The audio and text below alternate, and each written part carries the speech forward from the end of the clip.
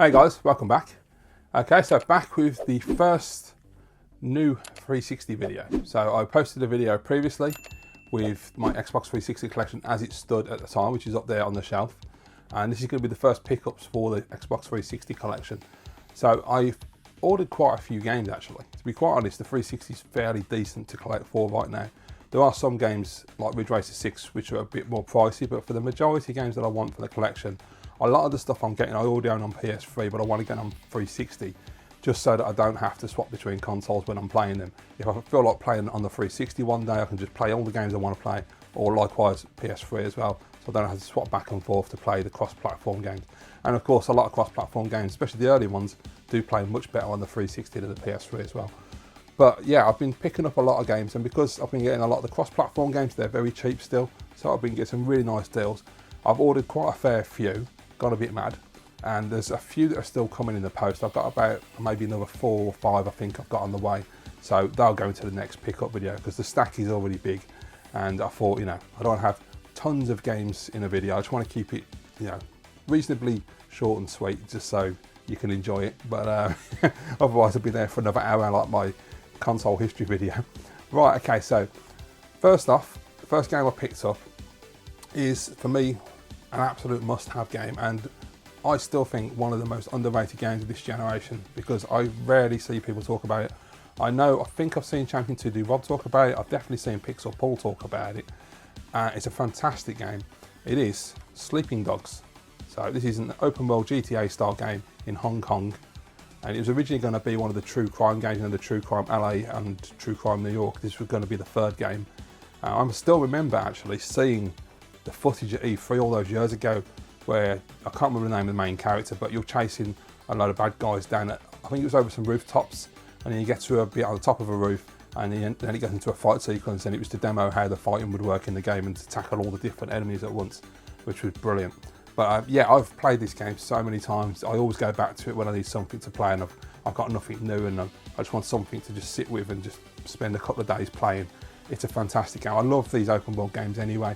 I love sinking my time into them, you know, driving from mission to mission, doing all the little missions, and the Sleeping Dogs has got a really, really good storyline as well. You know, it's got some really good characters. You're an undercover cop trying to, is it the Triad, isn't it, the Chinese? Yeah. So you're trying to get in with this Triad gang. It's really good. I definitely recommend it. I don't understand why people don't talk about it more. It definitely should have got more love than it got, because it is a fantastic game. You know, everything from the gunplay to the cars, and the drive, the motorbikes as well, you get those as well, to the storyline. Everything's just really well done. It's just a really solid open world game, and in a great setting of Hong Kong, and also it's very colourful, very vibrant, looks fantastic on the TV. Yeah, 100% recommend it. Some of the gunplay in particular is fantastic. Some of the gun fights are so much fun. Excellent game, so I'm really glad to have Sleeping Dogs back in the collection. I now own it on PS3 and 360. I'm going to eventually pick up the PS4 Definitive Edition, which I'm going to assume is going to be 60 frames, more than likely. I assume it'll probably still be 1080, but who knows, it might have had a patch. But yeah, I owned the Definitive Edition years ago. Never got around to buying it back since I've had a PS4 again, so I'll have to do that anyway. But yeah, so Sleeping Dogs, absolutely recommend it. It's cheap as chips, brilliant game, go and try it. Next one, another game that I absolutely love, and that is The Bourne Conspiracy. So yeah, based on the Jason Bourne games, films even. This is the game. So yeah, The Bourne Conspiracy, based on the Jason Bourne films, the Matt Damon ones.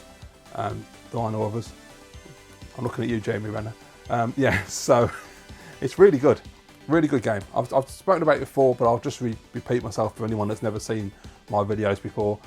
Bourne Conspiracy was a game that when the demo came out, I hated it. I thought the demo was terrible because it was just a quick time event. It wasn't actually a proper demo of the game.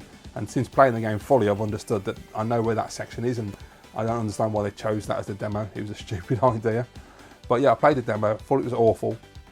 And then a couple of years went by, and I was on YouTube. This is in the early days of YouTube. And I was watching a guy called Nemesis. I can't remember, he had some numbers after his name. Really nice bloke. He was doing a gameplay of it, and I went out that day and bought it because I thought the gameplay looked fantastic. I didn't know it was a cover shooter. I thought, as I said, the demo was this crap bit of QTE, you know. I was like, oh, I hate QTE, I'm not doing that. But no, the actual game is really, really fun. And I think that might have put off a lot of people with that crappy demo. which is a shame because again, it's another game that people just don't talk about. I never see it on videos.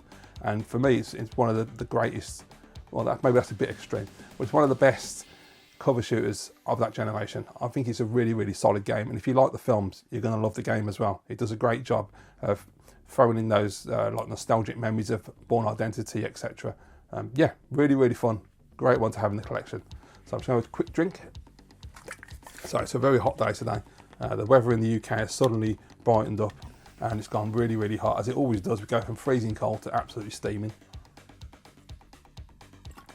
We never get like an intermediate, never get a gradual lift, unfortunately.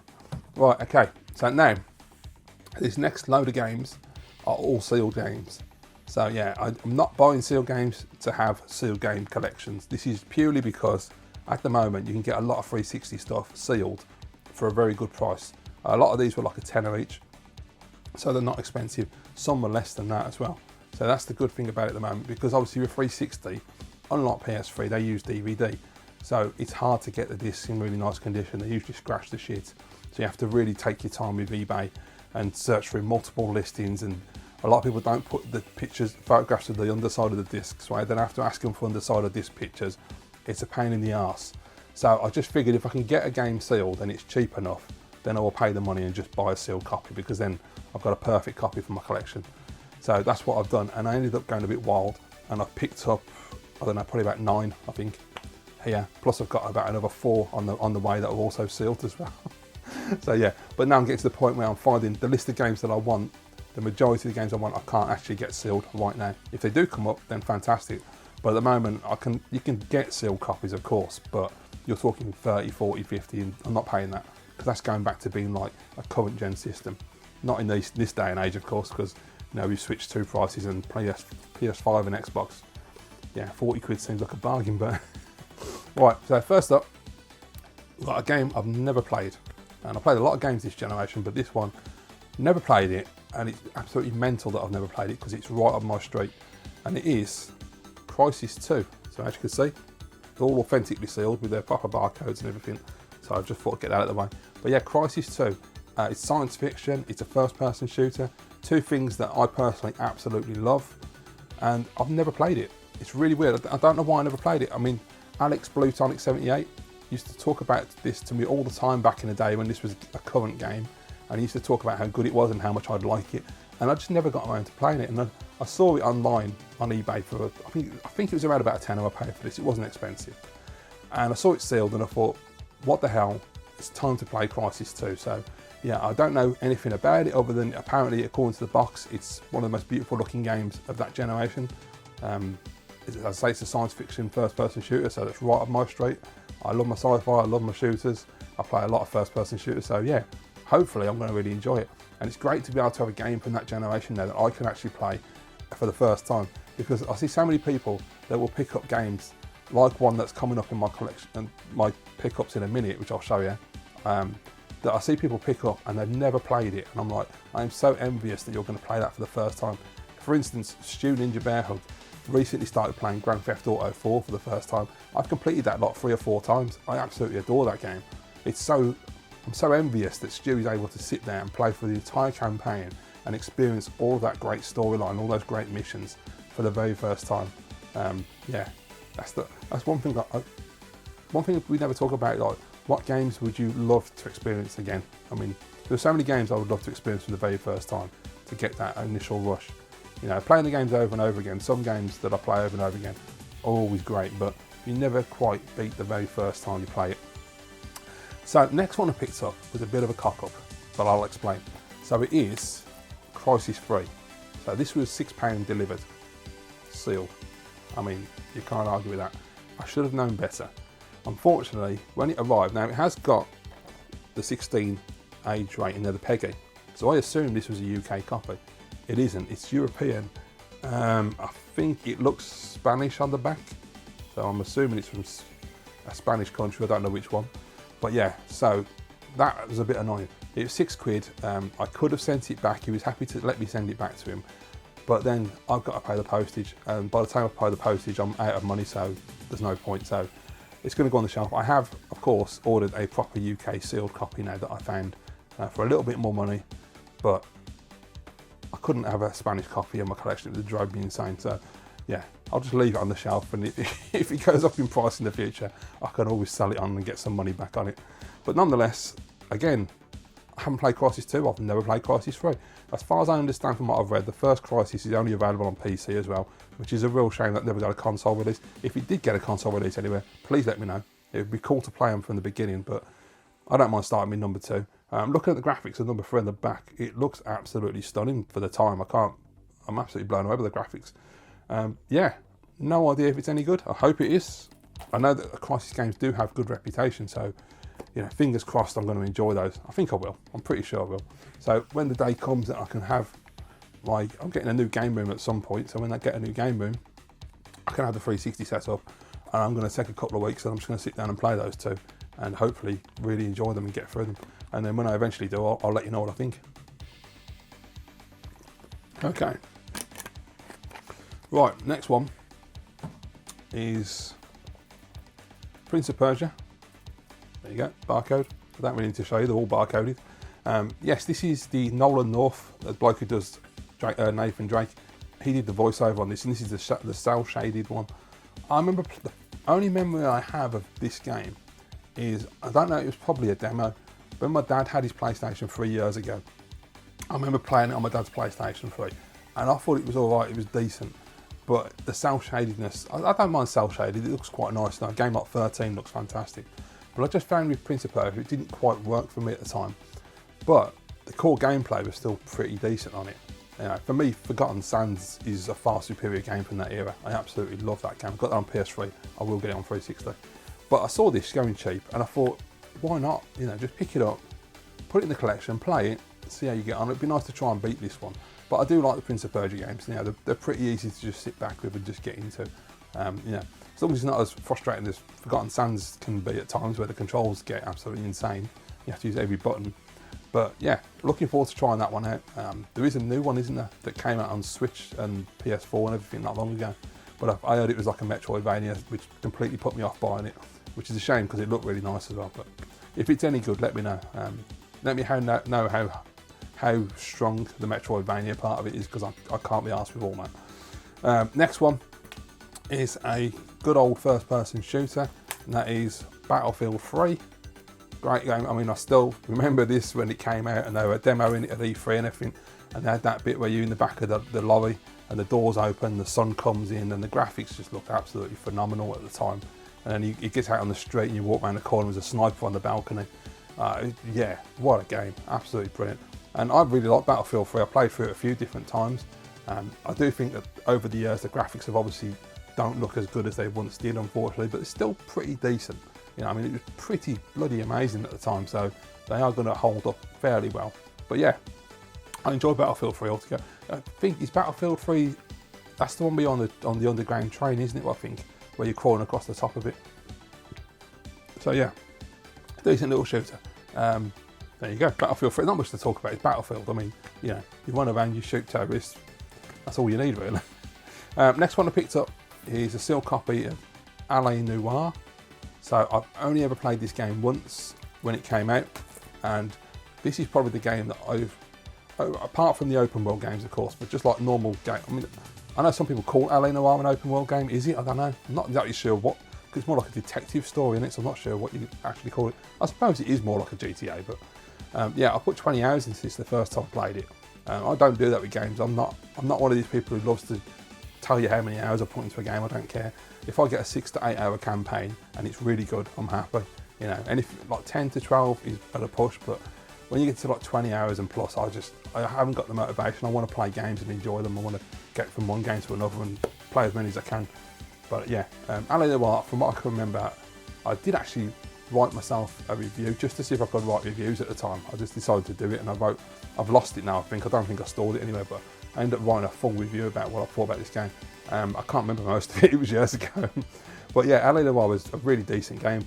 I remember the one thing that always sticks in my mind about this game, it's really dumb, but when you're looking at a dead body and you grab the face and you go like that and twist the face. I don't know why, but that was also the thing that used to make me laugh when I was playing it. And you have that really frustrating bit when you're interrogating people and you have to read their features to try and get it right. And I'll get it wrong so many times. But yeah, and I also remember silly things like there was a garden fence, like a picket fence, and running against the fence because I couldn't jump over it, and just constantly running like Tom Cruise against the fence. It was so stupid. But the actual storyline and the idea of it and everything, I really enjoyed, because I like the period of time it's set in as well. That was really good. But yeah, great game. So eventually I will sit back down and I will play that. It's also got, I can't remember the name of the actor, the guy out of Fringe who played the father. Brilliant actor, Australian guy. I can't remember his name was, he was brilliant. Right, next one. This will be no surprise. I mean, these next few games are not going to surprise anybody at all. And if you're sitting here watching my video and you've watched me for a while, you're probably going, I know what's coming up, but here we go. So first up we have Tomb Raider, the 2013 reboot of the amazing Tomb Raider game. Absolutely fantastic. This is the Explorer edition, apparently. I would actually, if I'm honest, I don't like all those special editions that they do, but I would love, I think it's called the Expedition, I'm not sure, but the one with the statue, that would be cool, because this is one of my absolute favourite games of all time, as well of this generation. Yeah, I've talked about it at length, at nauseum. I've probably bored you all to death with how much I love the 2013 reboot.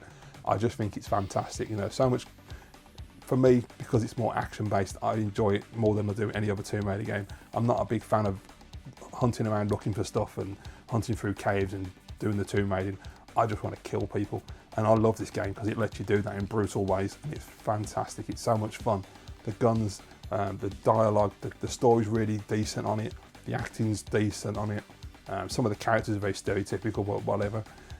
Yeah, I've thoroughly enjoyed it. I've played through it many, many times, as I've said before. I've completed it on PS3, PS4, Xbox 360 and Xbox One. I absolutely adore this game, and it is, without doubt, I'm probably going to say maybe top 5, but I would have to say top 10 of all time. It's a fantastic game. I own it on PS3, I own it on PS4 Definitive Edition. The only one I don't have is Xbox One, so that's one I need to add. Apparently, from what I've read as well, as you can see, I've got an Xbox One X now. I told you it would happen.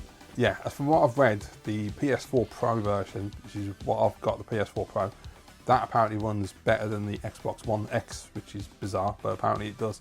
So yeah, but I'll still buy it on Xbox because I need to have it just so I've got all 4 copies of the game. I don't do that with many games, but that game, it really is exceptional, so it had to be done. Right, so next one. Okay, as I say, none of these are going to be surprising at all. This next game, I was trying to get a copy of it for ages. There are tons of copies of it, and tons of, the problem with eBay is that people list things as new condition, and most of the time they're not. So you're taking a punt sometimes as to whether it's going to turn up with a decent disc or not.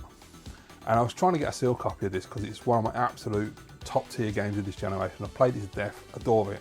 I wanted a mint copy of it, and I couldn't get one. And then a couple of weeks ago, this one popped up for a tenner, and I sat there and went, I can't let that go, I've got to grab it, so I did. And I'm really glad I did. It is Medal of Honor Tier 1. So yeah, as I said, no surprises. All these games are really obvious. But yeah, one of the greatest first-person military shooters, bar none. I absolutely adore this game. Played it to death. Incredible story, great characters. Gunplay is absolutely fantastic. The sound effects on the AK and everything, so much fun. Absolutely brilliant game. The only bits that I've ever found where I can struggle a little bit, there's one part, and I can't remember which characters you're using at the time. I don't know if it's Rabbit or not, I'm not sure. But you're out on a mountain, it's pitch black darkness, and there's a load of guys sitting around a campfire, and the idea is you've got to go up on the left-hand side round.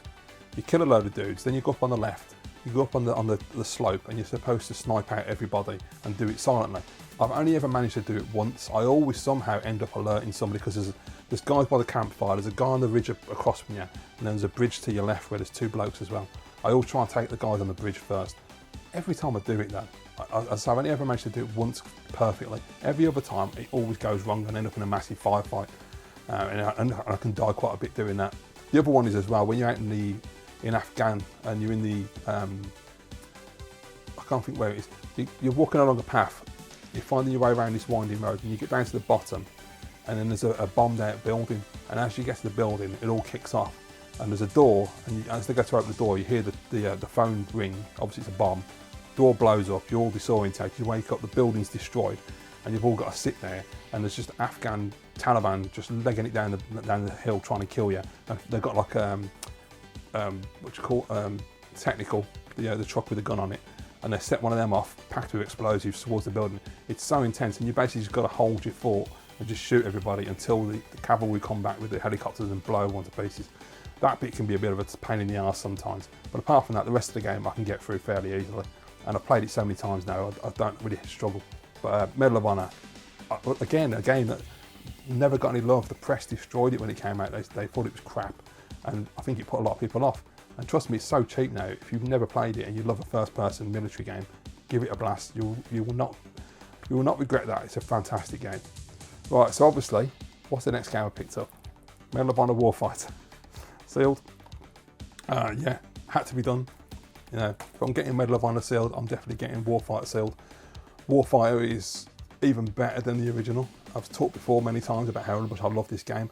I think for me the storyline of this game is just so exceptionally well done, and the character models for the era look absolutely fantastic. It's really held up well. You know, I love all the cutscenes. I love the story, the way it rolls out, the way it takes you along. I love the way that they build the characters more and the teams more, and you feel really invested in the team. I'm going to repeat myself, but what the hell? The moment that happens in the game, which absolutely is devastating, is just, it hits so hard and just gives you all that emphasis to take revenge, and I absolutely do. I destroy them. It's a fantastic game, it really is. Right from the beginning in Somalia, when you're walking up through the water and the Somali guys are coming down, it's just an absolutely beautiful game to look at. It's fantastic. The only thing that's always been a pain is because they sort of went a bit too realistic in places. Like early on in the game, you've got to do a sniper part. But when you're using the sniper rifle, you have to allow for wind and trajectory and all of that. It's not like a video game in that respect. You have to aim much higher than the person's head in order to get a headshot. You can't just aim directly, the bullet will just miss. And when I first played the game, I remember making a video about it when it came out, and I got so infuriated because I couldn't work out what was going on. I didn't understand that's what you're supposed to do. And so I was getting really pissed off with the game. I thought the game was broken. It wasn't. It's just that they were trying to be realistic.